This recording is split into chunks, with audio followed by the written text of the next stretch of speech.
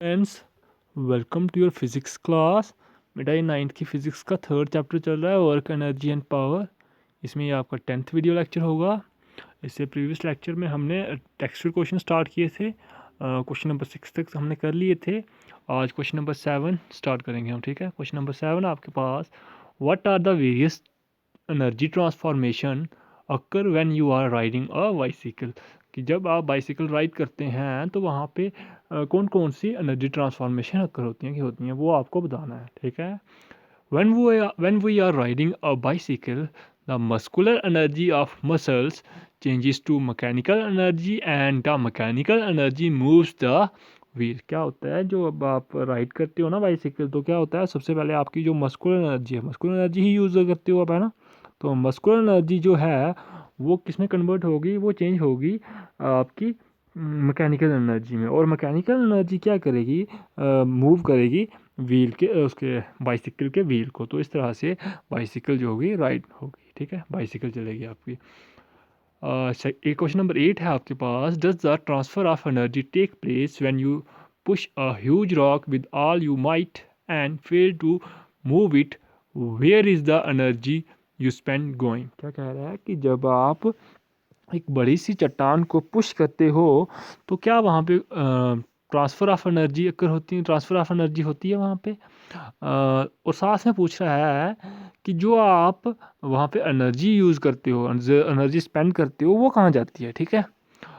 सबसे पहले वहाँ पे देखो, एनर्जी ट्रांसफॉर्म मतलब वहाँ पे कुछ वर्क डन होगा या नहीं होगा वो आपने बताना है। मैंने आपको बताया था कि वर्क डन कब होता है, जब आप किसी ऑब्जेक्ट पे फोर्स अप्लाई करते हो और ऑब्जेक्ट क्या करता है, फोर्स की डायरेक्शन में, जहाँ फोर्स की डायरेक्शन में वो डिस्प्लेसमेंट शो करता है, ठीक है। तो तब वहाँ पे वर्क डन होता है, मीन्स ट्रांसफ़र ऑफ एनर्जी वहाँ पे होता है।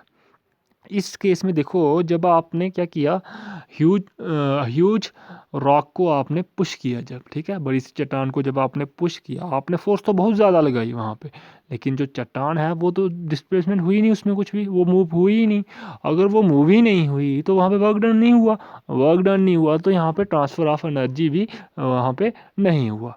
तो इसका आंसर होगा no, the transfer of energy does not take place when we push the rock, the muscles are stretched and the energy is consumed in fighting against the friction of rock with the ground and we feel tired। क्या कह रहा है, वहाँ पे कोई भी transfer of work नहीं, transfer of energy नहीं होगा।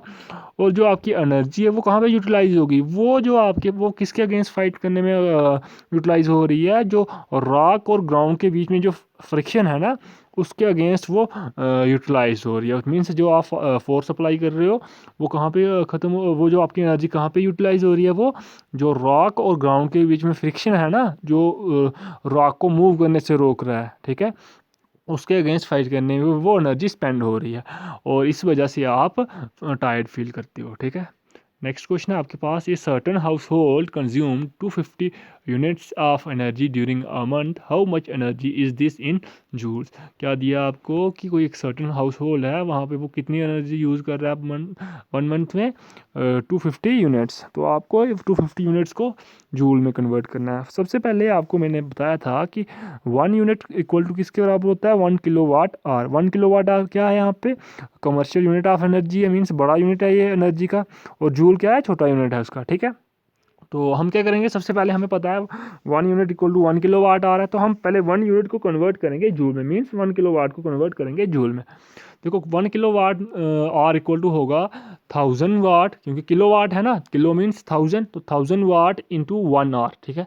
और 1 आर को आप क्या करोगे, सेकेंड्स में कन्वर्ट करोगे। सेकेंड्स में कैसे करोगे, 1 आर इक्वल टू होता है 60 मिनट और 1 मिनट इक्वल टू होता है 60 सेकेंड, 60 सेकेंड।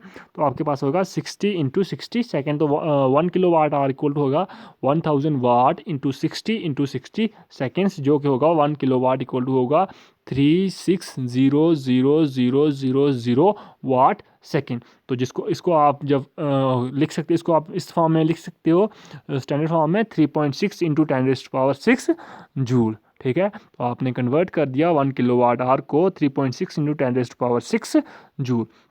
अब देखो आप, therefore energy spent in a month equal to कितनी दी थी आपको, 250 यूनिट्स, तो यूनिट्स को आप लिख सकते हो किलोवाट के हिसाब से, तो यहाँ पे होगा 250 किलोवाट आर।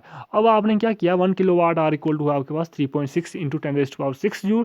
तो आप क्या करोगे यहाँ पे 250 इंटू 3.6 इंटू 10⁻6 जूल, जब आप इसको मल्टीप्लाई करोगे तो आएगा 900 इंटू 10⁻6 जूल, और जिसको आप लिख सकते हो 9 इंटू 10⁸ जूल। तो ये इतनी एनर्जी आपने यूटिलाइज की है एक मंथ में सर्टन हाउस होल्ड ने जूल्स में, ठीक है। नेक्स्ट क्वेश्चन है आपके पास,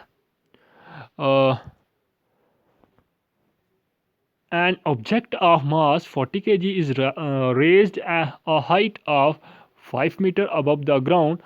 What is its potential energy if the object is allowed to fall?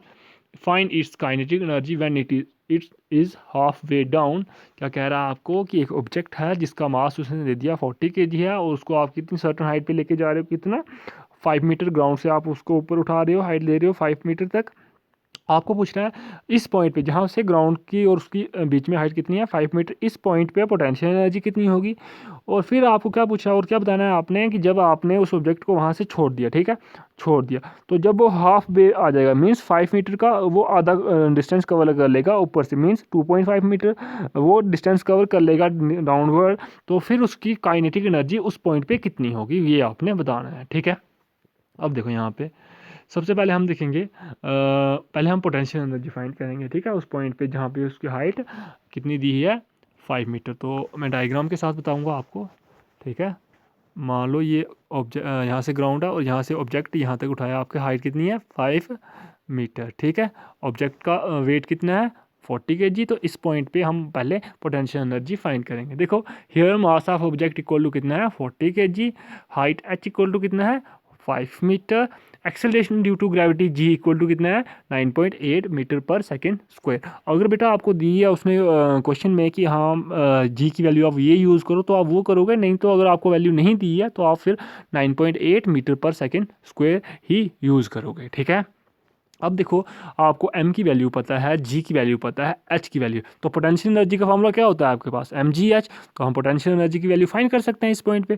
तो therefore potential energy equal to क्या होगी mgh is equal to m की वैल्यू पुट करेंगे 40 इंटू जी की वैल्यू 9.8 इंटू 5 इक्वल टू कितना हुआ, जब आप इसको मल्टीप्लाई करोगे तो ये आएगा 1960 जूल। तो ये इस पॉइंट पे आपके पास हाइट 5 मीटर पे ये आपके पास पोटेंशियल एनर्जी इतनी होगी, ठीक है।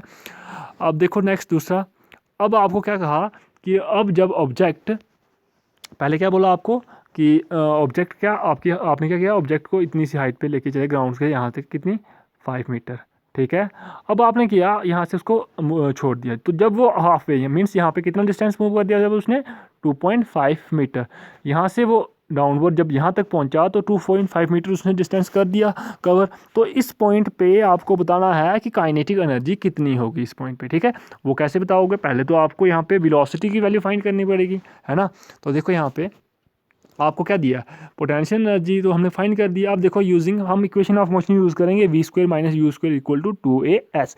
v यहाँ पे फाइनल वेलोसिटी होगी उस पॉइंट पे जहाँ से वो हाफ पे मूव कर दिया उसने, और u आपके पास इनिशियल वेलोसिटी होगी। इनिशियल वेलोसिटी तो जीरो होगी क्योंकि जब 5 मीटर ऊपर आप लेके गए थे तो उसके बाद आपने रेस्ट में रखा था ऑब्जेक्ट को, तो इनिशियल वेलोसिटी उसकी कितनी हुई 0।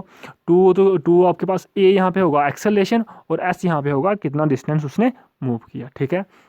This implies v²। अब देखो v² को आप लिख सकते हो 2as प्लस u²। हाँ क्यों, यहाँ पे माइनस था तो आपने इस तरफ लेके गए तो प्लस हो गया।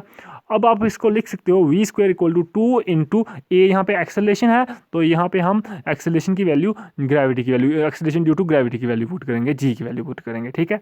2 into 9.8 into distance, as distance कितना होगा 5/2 मीटर, क्योंकि उसने हाफ वे कवर किया तो 5/2 मीटर होगा। तो इन प्लस अब u² मीन्स 0 का स्क्वायर, क्योंकि इनिशियल वेलोसिटी तो 0 है ना। अब देखो आप जब आप 2 इंटू 9.8 इंटू 5/2 मल्टीप्लाई करोगे तो ये आपके पास आएगा 49, 2 कैंसिल, और 9.8 इंटू 5 कितना होगा 49। तो ठीक है, तो v² की वैल्यू आपके पास कितनी आ गई 49, ठीक है, 49 आ गई आपके पास v² की वैल्यू। अब देखो काइनेटिक एनर्जी का फॉर्मूला आपको पता है 1/2 mv²। तो यहाँ पे आप m और v² की वैल्यू पुट करोगे तो आपके पास काइनेटिक एनर्जी की वैल्यू आ जाएगी, ठीक है। तो हमने क्या किया, therefore kinetic energy equal to क्या दी हुआ है 1/2 mv²। तो अब हम क्या करेंगे, m और v स्क्वायर की वैल्यू पुट करेंगे। 1/2 इंटू एम की वैल्यू 40 और v स्क्वायर की वैल्यू है 49, क्योंकि हमने यहाँ पे पहले की निकाल के रखी थी। तो 2 और 40 कैंसिल, 2 1 जा 2 और 220 जा कितना हो गया 40। तो 20 इंटू 49 आपके पास होगा कितना 980 जूल। तो ये आपके पास एनर्जी होगी हाफ वे, जब वो उसने हाफ वे डिस्टेंस कवर किया होगा। Thank you students.